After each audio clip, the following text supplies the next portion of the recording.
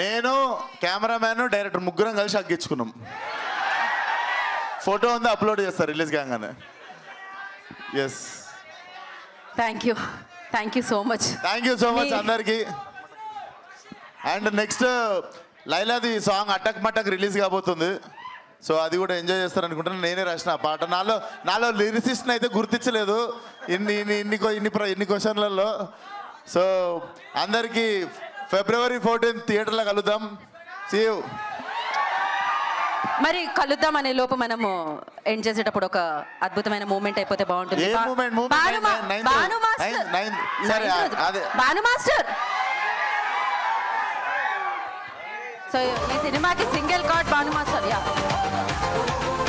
Kamakshi.